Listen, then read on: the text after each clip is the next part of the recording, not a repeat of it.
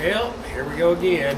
Today on Hoyt Expeditions, we have to replace fix-it parts instead of make it better parts. We lost our power steering pump on the trail on the very last video that y'all would have seen, and we're going to try to get it replaced. Got a couple of helpers. Got Patriot here. We got Jaden and Riley getting us a heater out of the shop because apparently they're cold. So anyway, we'll try to bring you along, see what we can figure out, and see if we can get this changed.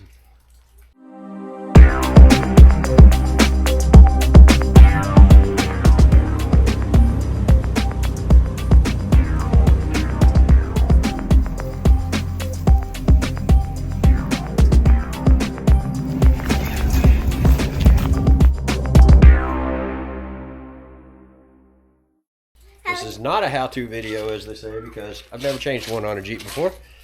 But can't be that hard, right? Famous last words? Yep. We'll see.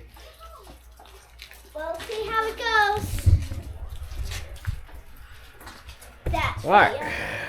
That's what you're looking at, guys. All right, let's get y'all in here where you can see a little bit.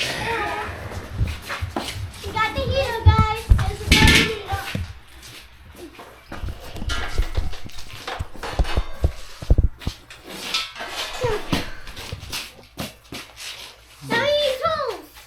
So I guess we're gonna have to take the air box out because the power steering pump's right behind it. So let's do that. Sorry, we lost our audio, so we will attempt to voice over. First thing here, we will be removing the band clamp from the air box. It is simple with just a flathead screwdriver. After that, you want to be really delicate with it. As you can tell here, it's a very delicate box. You don't want to just yank on it and yeet it out of your way. But if you do that, it works perfectly great.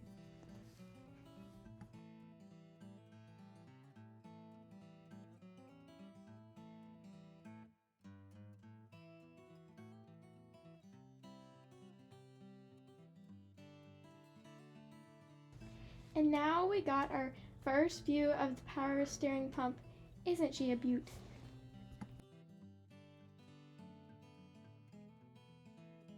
And now we're gonna take the serpentine belt off. There's a tensioner pulley here, trying to work the breakover bar into between the two coolant lines.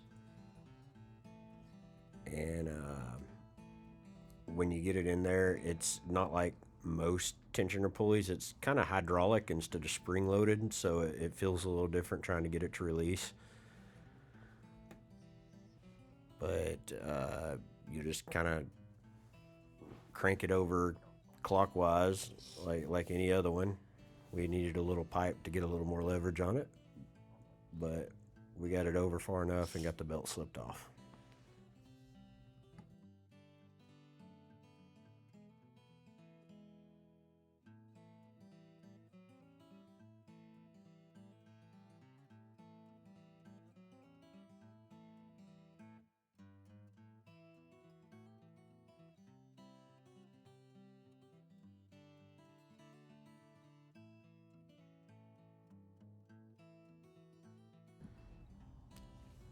Leave a comment if you like my light stand. Riley is making a very, competent light holder right now. I haven't had to yell at her one time about light placement today, which is fantastic for us.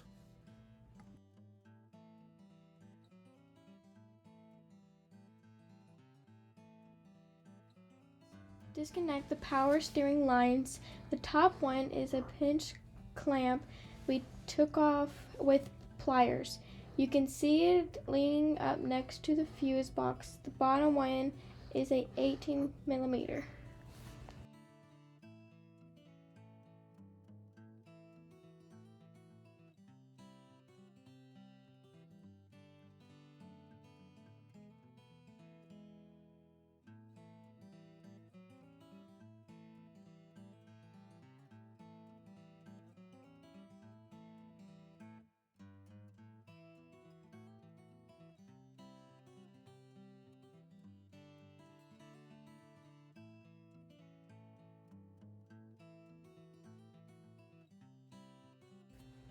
Now you can work on taking the power steering bracket off.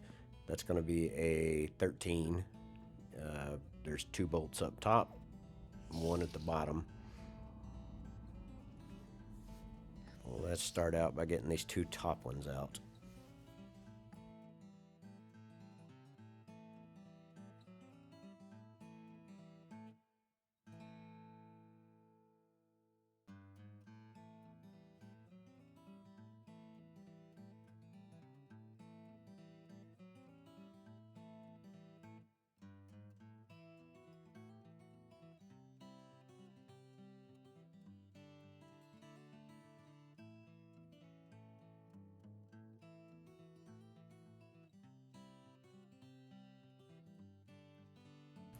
Now that they are broke loose, we can use the electric ratchet. Here I'll simulate the sound it makes.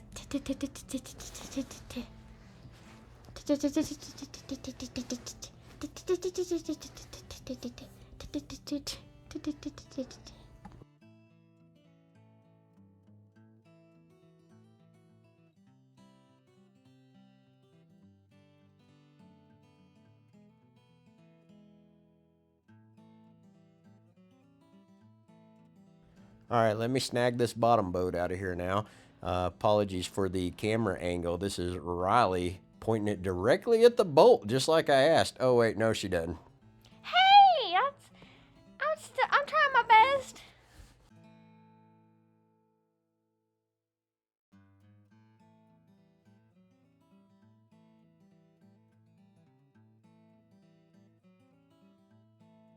Now that all the bolts are removed, gently work it out of its hole.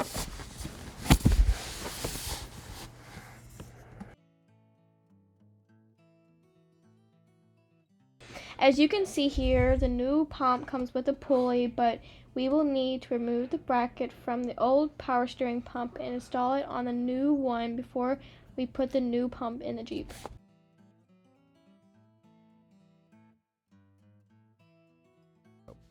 All right, I'm going to use my big impact for this since the power steering pump's not mounted to anything anymore to get these bolts knocked loose. So,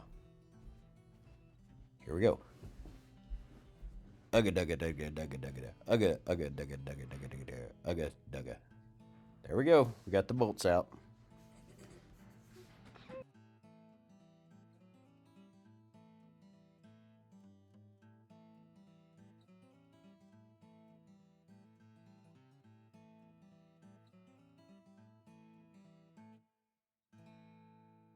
Now just reverse the process to put the bolts back in the new pump.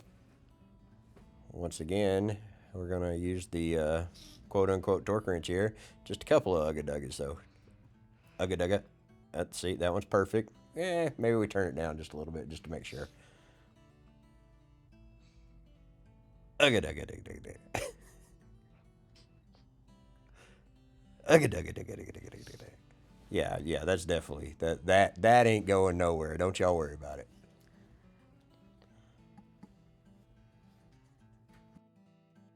And now just reverse everything. We're gonna put the pump in. We're gonna put our top bolts in. We'll put the bottom bolt in. We'll put the lines back on. Put the serpentine belt back on. Fill it with ATF4. It calls for automatic transmission fluid instead of power steering fluid in the Jeep Wrangler. And then we will crank it up. Discover we got a hole in our bypass line on the heater hose when we were removing our serpentine belt, so we'll replace it, and then we'll bleed our power steering pump by cranking the wheel back and forth about 30 times and see how it does on the trail. So thanks for watching. Remember, it doesn't matter what you're driving. It matters where you're going.